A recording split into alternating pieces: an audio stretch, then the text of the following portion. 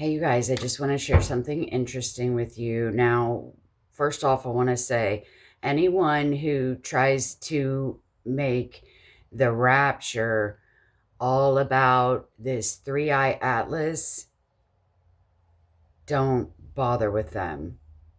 But if it's mixed in with a bunch of other signs of his coming, sure. And also, he could come anytime, and he can also come on a date that he gives us. But personally, for me, I was thinking it was this three-eye atlas had a lot to do with the rapture. Now, we know that it came in from the direction of Sagittarius. We also know that these constellations, according to what you would call the Mazzaroth, is a story of Jesus. Um, I mean, he came in as a lamb. The Bible says he's coming back as a lion, but it starts with the Virgin Mary, I think. It starts there. But Virgo is the Virgin Mary. And then all the others resemble other things in the gospel. It's the story of the gospel, okay? Ending with the lion, the tribe of Judah, Jesus. So it came in from the constellation Sagittarius. Now, I didn't look that up, what that means on the Mazzaroth in the gospel, but it means something. And I was listening to a video. It's called, I can't read it, but because I've made screenshots, but this guy and what he was saying, and I'll share a little clip I made from his video. Sagittarius kind of is shooting at the Scorpio, because he said that it maybe Sagittarius resembles on the Mazzaroth, that Jesus gives us power to tread on serpents and scorpions. But to me, that doesn't really sound like the gospel story. But I haven't looked it up. So, but let me read this to you. In the Google bar, I Googled if three-eye atlas came in from Sagittarius and it's now leaving, what direction on the Mazzaroth? You have to say Mazzaroth, otherwise it's going to give you planets. And I had to say constellation. So what constellation on the Mazzaroth is it heading toward out of our solar system? And it's Gemini.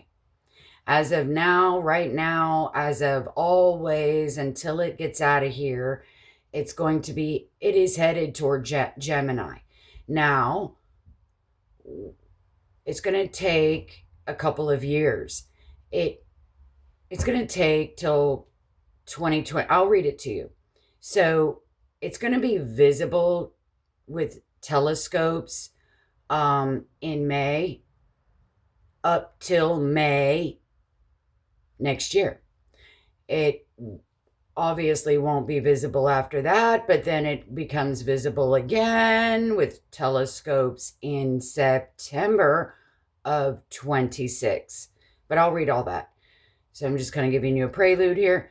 Now, some people say it's headed out and we can't see it anymore visibly, but that was months ago. Months ago, they said we won't be able to see it visibly. According to this guy, he said months ago that you won't be able to see it when it's closest to the earth, but we were able to see it. So things can change, I guess. In my mind, I have no clue how they can predict where it's going. That baffles me. How do they know where it's going to be when? You know what I mean? But anyway, this is what it says. It says it was first observed approaching from the direction of the constellation Sagittarius. It will exit the solar system toward the constellation Gemini in May. But it's still headed toward Gemini every single minute. I know these constellations move, but I don't know what that. Okay, so the object's path through the inner solar system indicates the following. It arrived from the general direction of Sagittarius, which is toward the center of the Milky Way. It passed inside the orbit of Jupiter and toward the something sun in something. Okay, it passed inside the orbit of Jupiter toward the sun in late 2025. It will depart the solar system traveling toward Gemini. It is expected to leave the solar system entirely by the mid 2030s. Mid 2030s. Out of our solar system. So if Jesus comes in 2025, then you have the 7-year tribulation. That will make it 2032. Now that, if you want to call that mid 2030s, science, you can't, things could change. Okay, note, this refers to the interstellar object 3I Atlas C/2025 N1. It should not be confused with Comet C/2023 A3, which they give a name I can't pronounce. Starts with a TSUCHINSHAN Atlas, which is a separate long period comet that also passed through the inner solar system. All right, so then visibility. This is the visibility. Visible to telescopes through May 2026. Now remember, no World Cup in 2026.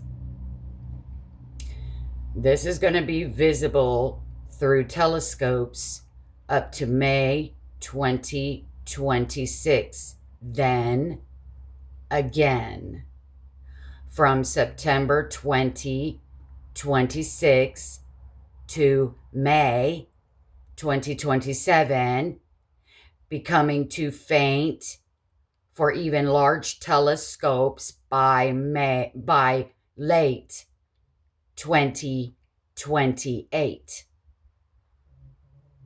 But it's still in the hemisphere, or whatever we call this thing, because it's leaving completely our solar system by the mid 2030s. Okay, now I'm going to read to you what Gemini means on the Mazzaroth. That is the rapture. Gemini is the rapture. I'll just tell you, but I'll read it.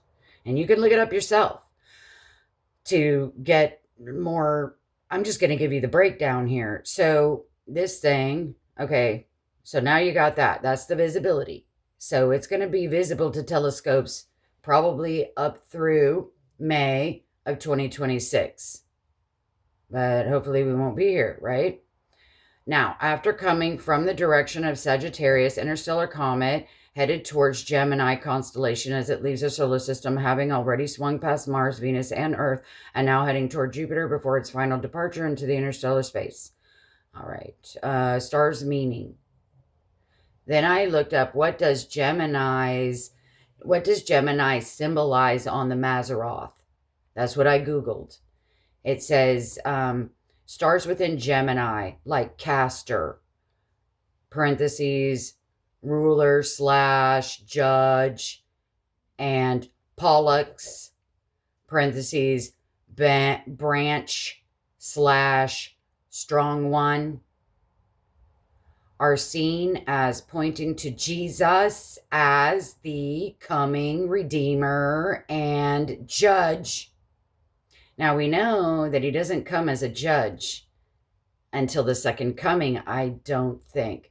I know Jesus is coming as a judge. I just don't think it's the rapture he comes as a judge, because that's just taking us away for the consummating of our marriage. And, we're excited because we're engaged, right? We want to be married to our husband, right? Christians don't understand, some of them. When they don't look for the rapture, it's like saying, hey, I'm engaged to you, Jesus, but I don't want you to come right now. Who does that?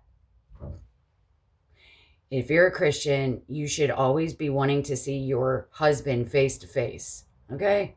And besides, for 2,000 years, Jesus has said, if I come and I find you not watching, I will cut you asunder and appoint you your portion with the hypocrites. He says, watch, therefore. He says it's a couple places. And then he even says, I come quickly. Watch. So he's been saying he's coming quickly for 2,000 years, and he wants it that way. He wanted it in every generation for it to look like the rapture, not for people to blow it off. He wants his bride to be in love with him, excited to be married. Okay? So stars within Gem. Okay, I read all that. And then Jesus is the coming Redeemer and Judge. Notes, Emmaus Road Ministry. So Google will give you little, like if they found this part on Facebook and this part on this link and this part on that link, and they'll give you kind of where they have come from. So this Emmaus Road Ministries says this. And then while Cyrus, these are all the stars that are making up Gemini. So, and then he says, while Sirius, parentheses, the prince / chief, emphasizes his divine role, says Patheos. In essence, Gemini within this prophetic framework symbolizes the spread of Christ's message and his ultimate triumph, connecting the earthly mission to a heavenly culmination. His earthly ministry culminating. Okay, and you're going to see here, because other people say it resembles the two witnesses, which is okay. Now, the two witnesses are in the trib, right? But when do the two witnesses show up? Do they show up immediately after we're raptured? If so, this is fine. It's perfect. Gemini is perfect.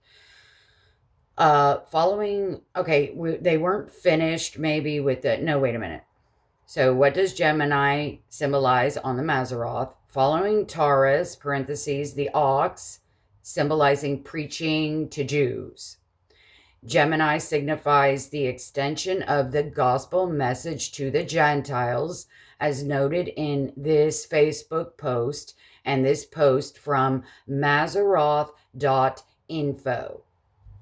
Okay, the two witnesses. Some interpretations link Gemini to the two witnesses in the book of Revelation who appear during the Great Tribulation, are killed, and then resurrected, aligning with the constellation's theme of suffering and triumph. According to the Bible Numbers for Life article, and another from the same, I blocked it. Okay, with this video picture thing. Okay. Gospel preached to both Jews, Taurus, in parentheses, and Gentiles, often linked to the two witnesses in Revelation during tribulation, all leading to his second coming and judgment. Key symbolic meaning of Gemini: Christ and his church. The two figures in Gemini represent Jesus, parentheses, the first figure, comma, linked to stars like AI henna, comma, meaning bruised heel, in quotes, outside of parentheses, and his church. So basically, without the parentheses, it says, the two figures in Gemini represent Jesus and his church in their heavenly marriage. And then I didn't read these parentheses, and his church. Parentheses, the second figure, comma, united with him. Okay, so this is what on the Mazzaroth, the constellation Gemini symbolizes heavenly marriage between Christ and his church, his bride, his body. Now, so in some traditional Christian interpretations, Mazzaroth, Gemini symbolizes the coming together of Christ, the ruler and the judge, and his redeemed church, the bride, a union foretold by stars like Castor, ruler, and Pollux, the branch judge. pointing to Jesus as the victor over sin, while also representing the gospel preached to both Jews, Taurus, and Gentiles, often linked to the two witnesses in Revelation. Okay. The primary Bible verse for, oh, that's me looking something up. Okay, that's about it. Now, oh, and then Sagittarius, did I put it on here? So yeah, it came in from Sagittarius. If you want to look up what that means on the Mazzaroth, but I made a little short. I'll share it here. Oops, whoops. I'll show you right now. Sagittarius, the archer. This constellation represents the ultimate triumph and victory of the Redeemer. The archer is shown with a bow and an arrow aimed directly at the heart of the scorpion.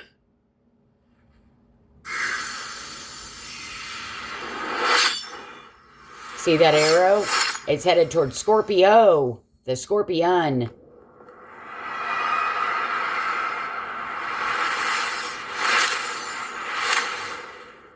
Are you hearing me? This is where 3i Atlas came from. It symbolizes the final. All right, now he did, this guy, you'll see when I give you that clip, you can watch his whole video, and then you can watch what other videos he's got. Now, this, I don't think it was this video where he said that when it traveled around while it was in our, it was traveling around our planets and stuff, I think he said something like it didn't go through Virgo and it didn't go through Leo, but it went through all the other ones. Now, that's different than the direction it came and the direction it's leaving. I'm not talking about that. I'm talking about what he said. I don't know what he means by that. But to me, if it kind of touched a few or went through other constellations while it's traveling within, okay, within, not coming or going. It was in here, traveling around, messing around, all this stuff. While it was in here, swirling around, it didn't go through Virgo or Leo, this man says. But this man is also wrong because it was visible from Earth when it was closest to the Earth, which it said, but say, science, I guess, can predict these things. But anyway, to me, I think all that means is that, if this matters anyway, is that he didn't go through Virgo because, what's that, a floating, or maybe it's my eye, I'll see. He didn't go through Virgo because Jesus has already been born.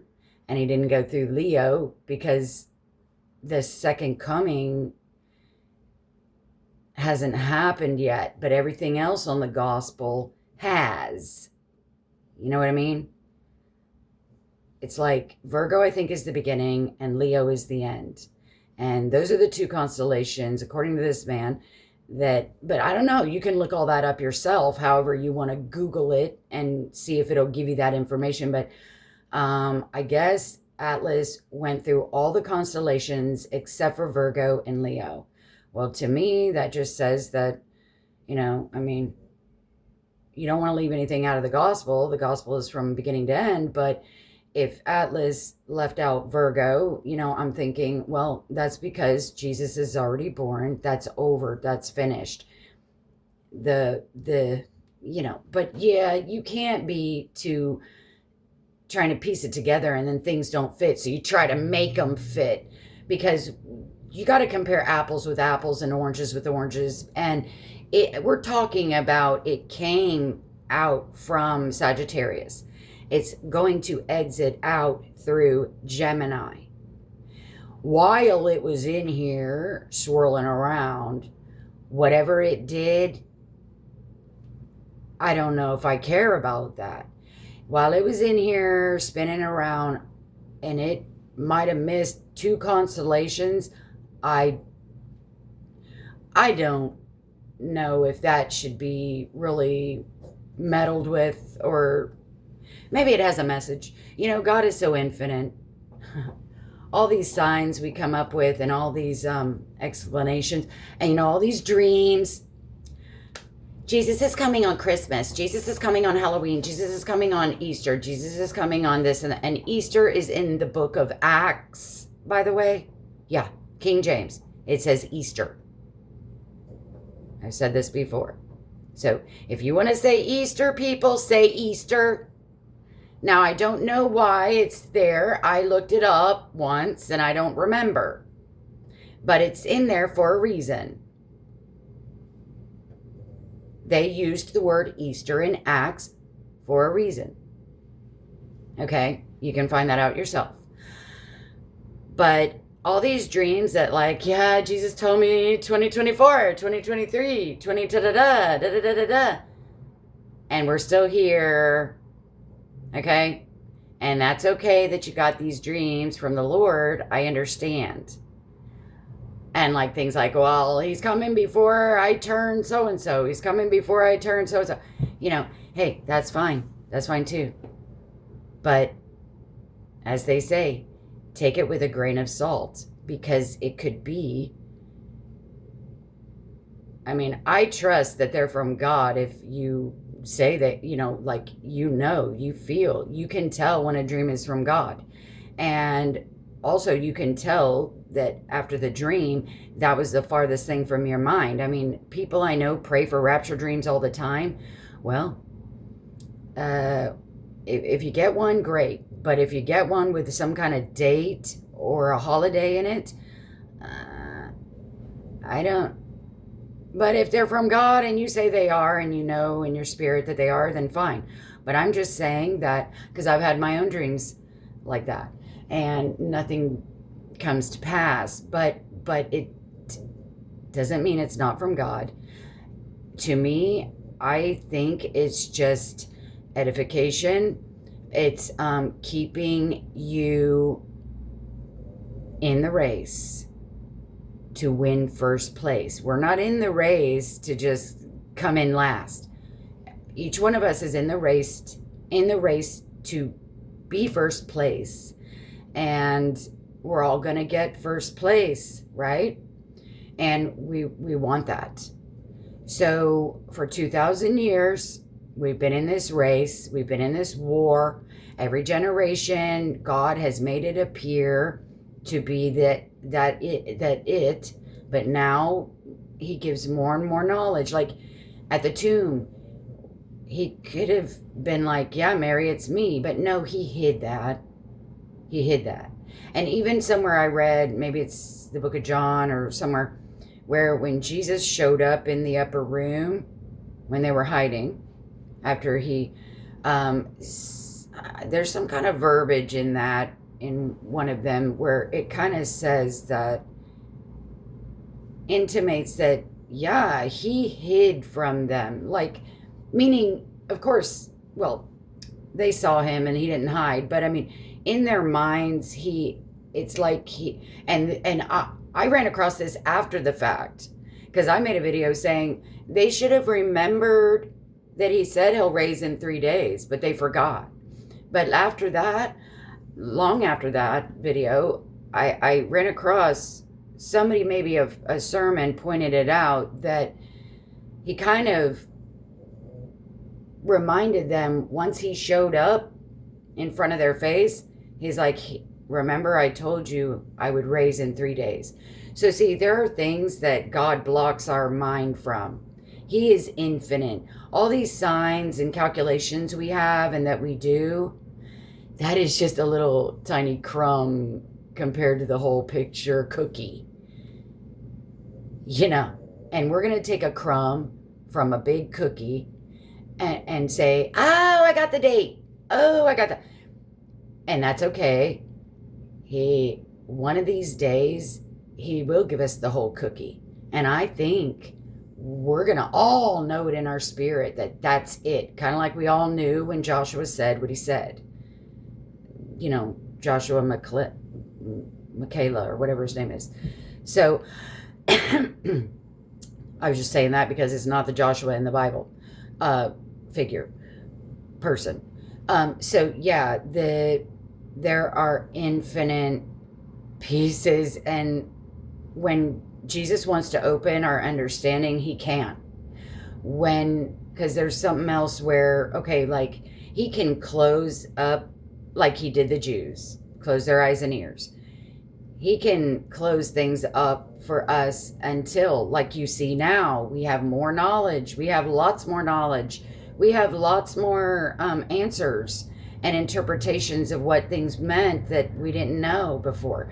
So I don't think it's over yet. I think it's going to culminate in the end to where, I mean, I've always prayed for this, along with other things, that we'll get all dolled up and have a makeover. Yeah, first, go to the powder room. But I've also prayed that we're all going to know it. Nobody's going to be guessing. No one's going to be hoping that this is it. We're all going to know it. And we're all going to be, hopefully, gone to the powder room. And we look real pretty nice for our husband. And anyway, so, but I can't say that for sure, because then in my mind, I'll be going like, well, today I haven't been to the powder room. Today I don't feel it in my spirit that he's coming and that this is it. And the whole body of Christ isn't screaming from the rooftops that for sure this is it. Then I'll blow that day off, because I'll say, oh, well, the bride isn't screaming it. I don't feel it. I'm still the same old self. So you got to be careful with those things. I try to be careful with that, with my prayers, with my confirmations. Like I would get confirmations that, yeah, Cece, I'll take you to the powder room. I'll take you to the powder room. I'm going to give you guys a makeover. You know, he's given me confirmations of that happening. But like I said, maybe they're not confirmations, but I think they are. I'm not going to say it was the devil. I'm not going to give the devil credit at all. None. So, but it doesn't mean that God, just like he says, I give you power to trample over serpents and scorpions, but don't glory in that. Don't glory in that power. If he gives me confirmations, I'm not going to glory in that. And then, oh, today I don't have my makeover. Today my spirit doesn't feel it. Jesus told me we were going to get a makeover, and Jesus told me I'd feel it and know it in my spirit. That the Holy Spirit in me would tell me that this is it this time. When he entrusts you with something, you have to be responsible with it. I'm not going to be stupid and irresponsible. I'm going to use my brain and say, yeah, he confirmed that, but I'm not going to deny it, nor am I going to blow off today not being the day if we don't have a date, because he might still give us a date. And yeah, so all this long, and I still might do a video on the stuff I've been looking at. Sometimes it's every day. I get this, oh, cool, that's so cool, God. And sometimes it's every day. Sometimes it's every few days. Sometimes it's, a couple things in a day. And I can't. I mean, I can. I've shared them. But I guess, I don't know. I don't feel as led to share them as much as I did in the past. But also, and then I heard an excellent sermon last night where he was even not confirming, but giving me an answer. Like he said, hey, when you have your past, I was saying in the video, I should give examples, but I can't really remember my bad times. And he basically, it was Jensen Franklin. And he basically said, if you don't remember that garbage, and I've talked about holy forgetfulness, you can ask Jesus, pray, give me holy forgetfulness. You don't want those bad memories. Well, Jensen Franklin gave me the answers, basically saying, you shouldn't remember that stuff. You come out smelling like a rose. He didn't say that, but I am, because I don't remember how he described it. But sometimes, yeah, I can remember that it was bad, horrible, horrible, bad, but I cannot remember, and I can remember some of the details, sure, but I can't remember the excruciating pain.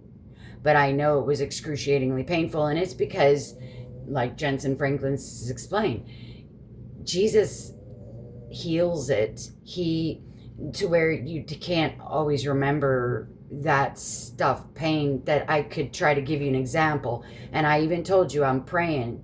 I said, Jesus, bring to my remembrance of an example if you want me to do that. Well, maybe he doesn't want me to do it. And, so yeah, these things that I just don't feel as strongly led, they're nothing private or personal. It's just, I feel like, I don't know, maybe my time is kind of done on here. I've said that before, when I thought I was getting cut off, when I thought I was getting time up, when I thought, but, I just don't feel led to. I mean, we are always need to be instant, in season, out of season, stuff. But I don't know if I need to edify, but I guess I should. It's not like I don't feel like it. I mean, sometimes I don't, but I'll do it anyway if God pushes me, and I have. But I'm just saying, there's a difference. There's a difference. If you don't feel led, then you shouldn't be doing it. If it's just the fact that you don't feel like it, but you feel strongly led, you need to do it. Okay? So, yeah. And maybe it's just about the message, my certain message I've been giving. Maybe he just is like, okay, we're done with that message of the word, the word, the word. Okay? Remember, the word is a lamp unto my feet and a light unto my path. If you don't believe in it and you only believe in eternal salvation scriptures and that's all, that's it, and you're done, no more to know, then you have no word as a lamp unto your feet and a light unto your path. So, yeah, that message of mine about the word beating a dead horse, which isn't dead, it's alive and kicking and well, but so is the enemy. And if you only want to concentrate on eternity only, then there's no word for you that you're using as a light and a lamp unto your feet. And so that was my main message a lot. And the working, just like your children, you don't train them up to be slothful servants. And there's a word Jesus talks about, slothful servants. But like I said, I don't know if these greasy gracers are kind of on the same page as us, but they just want to talk about eternity. And the way they're beating it in makes it appear like they don't believe in the rest of the word because it's all about eternity. So they're projecting something that they may not believe in, but they're appearing like that's what they're believing in. Anyway, so that's what I mean. Maybe. So anyway, never mind. Who cares? If I'm not around for a while, it's either CMEs or that. Or, yeah. So, okay. Hope you guys enjoyed the tidbits of information and some more, maybe some other brainiac type of people can get more detailed with it and investigate it more and all that. So, okay. Bye-bye.